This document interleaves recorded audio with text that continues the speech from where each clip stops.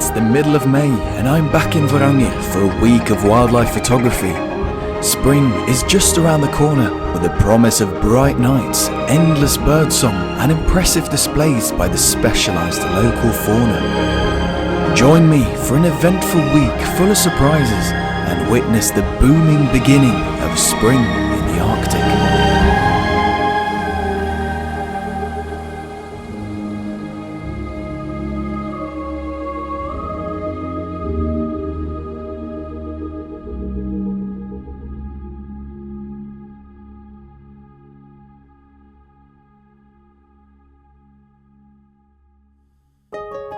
Most photographers visit Varanger in June, since many of the migratory birds will only have arrived by then.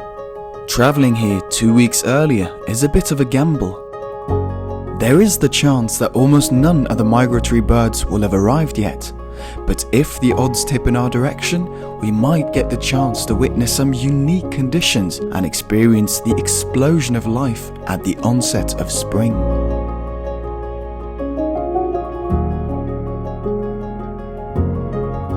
Our trip came off to a wonderful start, and just within hours of arrival we'd already photographed otters, a stoat, a northern hawk owl and a handful white-tailed eagles. Here is the footage and images from the first few encounters.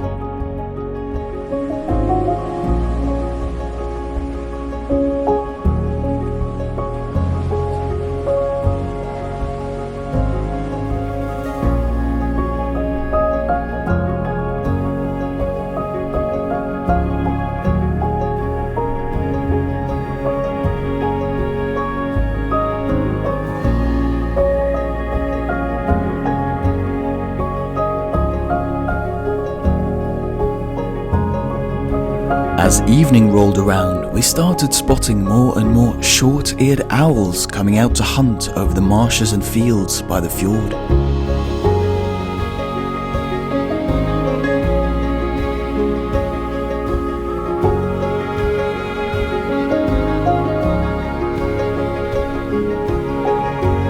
Shifting clouds and wind produced changeable conditions from golden sunlight to snowfall, resulting in some lovely variation in our photos.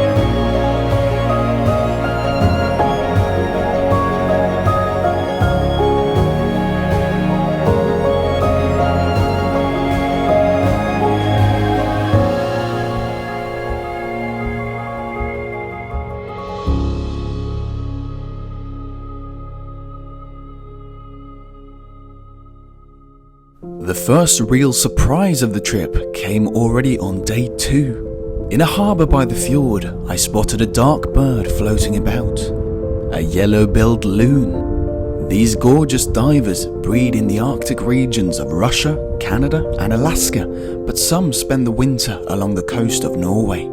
Their winter plumage is typically rather drab, so to see this stunning specimen in full breeding plumage and be able to get so incredibly close was a truly spectacular encounter that I will cherish for a long time.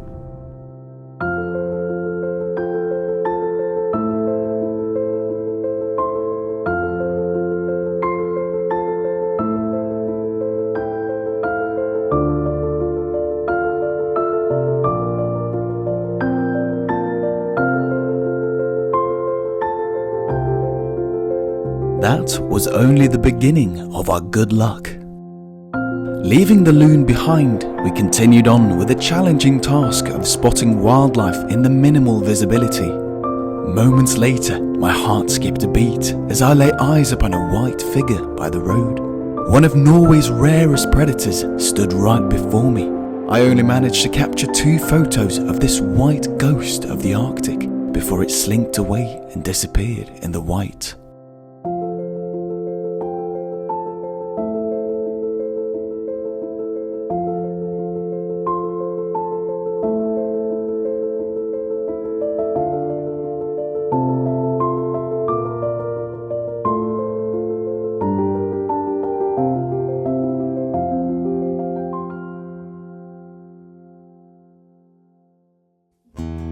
Undeniably chuffed after 2 unforgettable encounters in such a short time span, we decided to settle down by a river delta to see what birds might come by.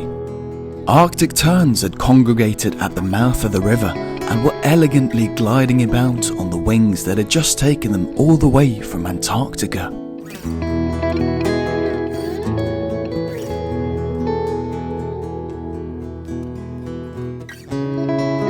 After a while of waiting, some dunlins, a couple of turnstones and a handful of ruffs showed up to feed in the snowy scenery. Photographing these migratory birds in such unusual wintry conditions was a rather strange and interesting experience.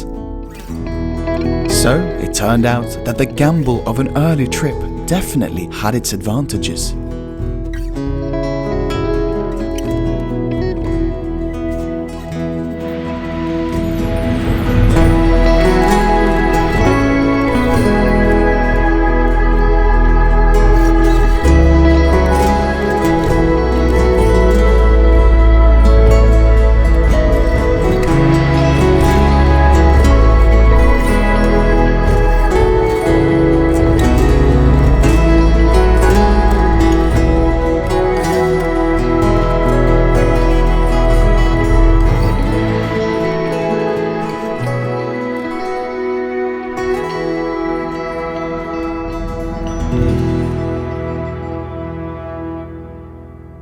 Next on the agenda was heading up onto the tundra to search for the wading birds that breed there.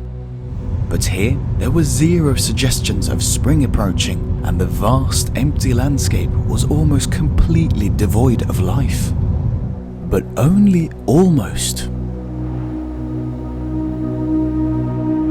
Dotted about in the gently sloped terrain were white balls of feathers glowing in the midnight sun. Rock ptarmigan. Although the migratory birds proved their absence, the resilient resident birds revealed themselves. The rock ptarmigan were the perfect subjects for some highly minimalistic portraits in this endless white landscape.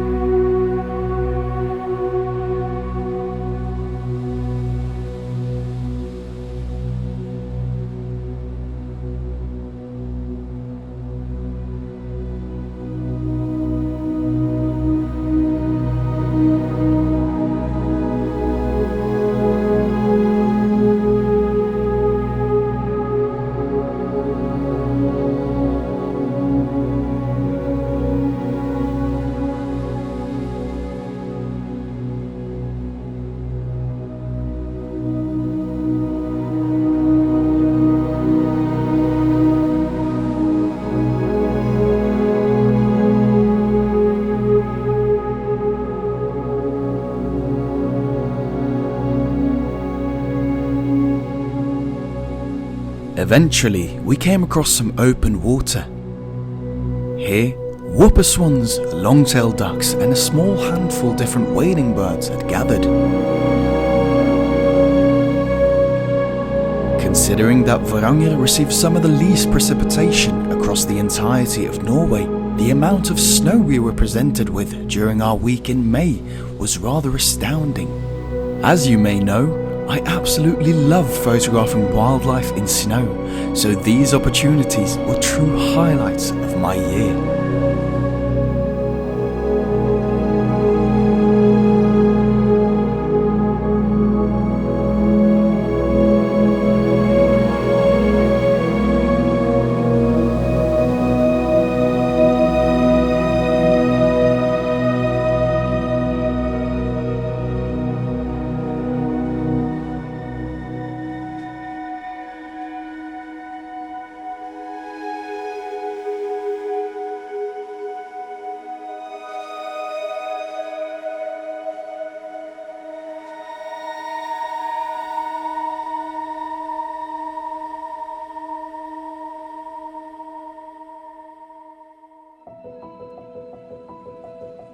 The following day, we made our way back down to the fjord to see if any more wading birds had arrived.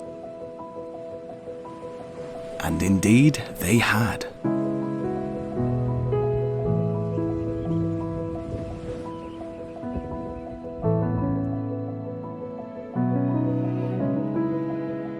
Revealed by the retreating tide were expanses of mudflats, the ideal buffet for hundreds of dunlins having arrived after a 3,000-kilometer migration.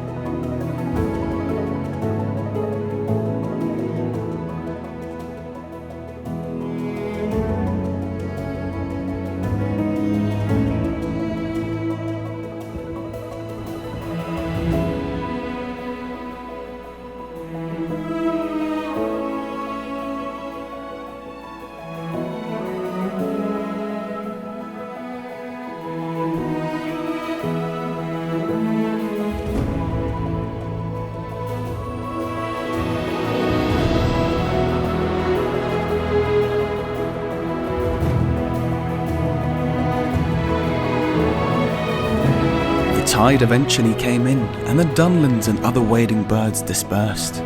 We continued searching by the fjord, and in the next bay we were met by a phenomenal sight. Thousands of red knots were resting by the water's edge, waiting for the tide to go out again. Red knots have a circumpolar distribution in the high Arctic and only pass by the Norwegian mainland on their migration. They undertake some of the longest migrations in the animal kingdom, and some individuals commute an astounding 15,000 kilometers twice a year to reach their breeding sites and wintering grounds. On their journey, they congregate in enormous flocks at resting and feeding sites. To witness such a gathering is something I've wished for a long time.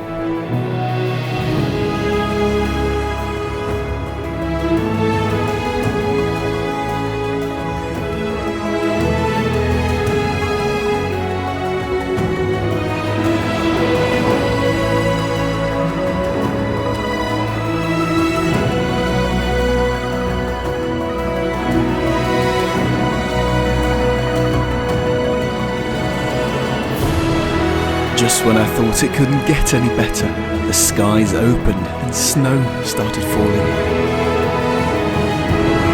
I was smiling from ear to ear as one of the most mesmerizing sights I've ever witnessed unfolded right before my eyes.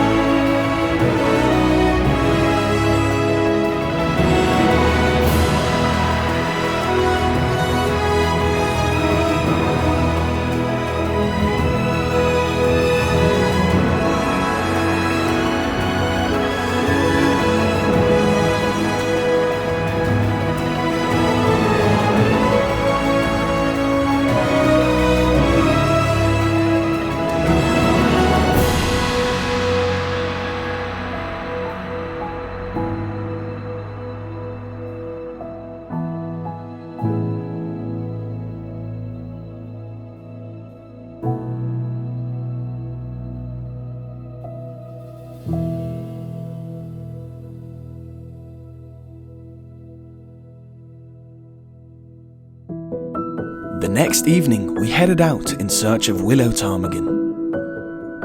At this time of the year, the males spend dusk and dawn marking their territories and can often be seen posing out in the open on the lookout for intruders. Upon disagreements of borders, they will chase each other around and fight for the rights to the land. This provided many opportunities to capture them in flight. Although the sun doesn't set, cloudy nights can still be relatively dark and lack enough light for action photography. Therefore, I decided to embrace the darkness and use slow shutter speeds to capture the movement in the ptarmigan's wings. Out of tens of failed attempts, here are the only 3 successful photos I managed to capture.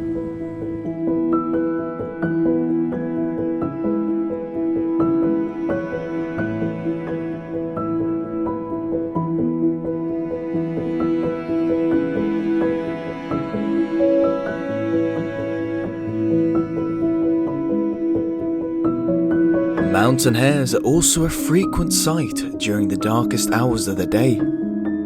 I found it very interesting to see the individual differences in the progress of their coat change, as some hares were still holding on to a lot of white from their winter fur, whereas others were almost completely brown.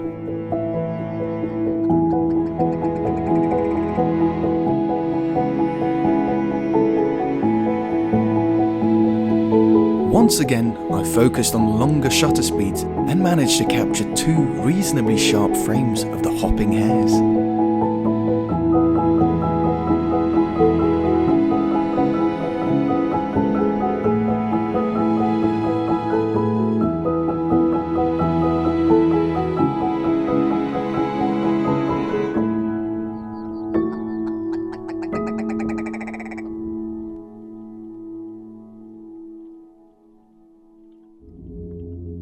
Due to the late thaw and large amounts of snow still remaining on the tundra, it seemed for a long time as if we wouldn't be able to get to one of our main targets for the trip. But with only 2 days left of our adventure, the road to the site was ploughed, and we were finally granted access to a marvellous performance on the Arctic tundra.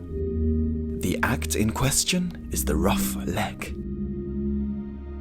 Every year, these bizarre birds come together at designated lek sites where they dance and fight for the rights to breed. Almost no other bird in the animal kingdom shows as extensive individual differences in plumage as the ruff. It's really interesting to see how the males come to life at the arrival of a female. They start jumping and flapping their wings, attempting to impress and win her over.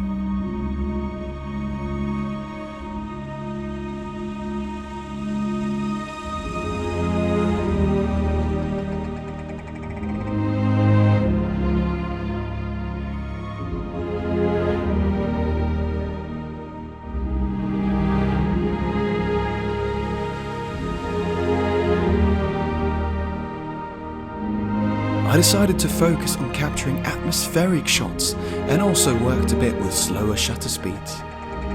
Here are my best results.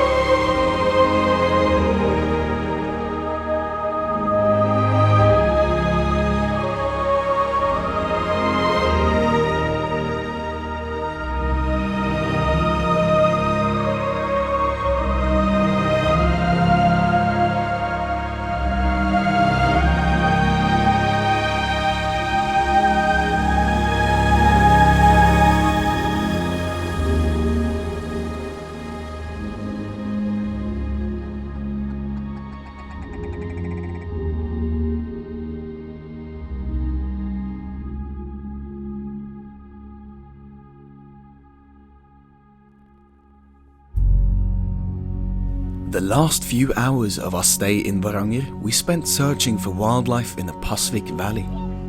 Here, spring was properly underway and the ice on the river had started breaking up, giving space to whopper swans, ducks and muskrats. Along the road, we also spotted Bohemian waxwings, moose and some western capercaillies. Although our stay in Varanger was coming to a close, our adventures in the Arctic were just starting.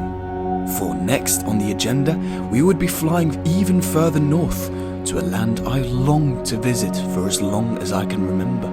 Make sure to subscribe so you don't miss out on the continuation, and until then, thanks for watching and goodbye.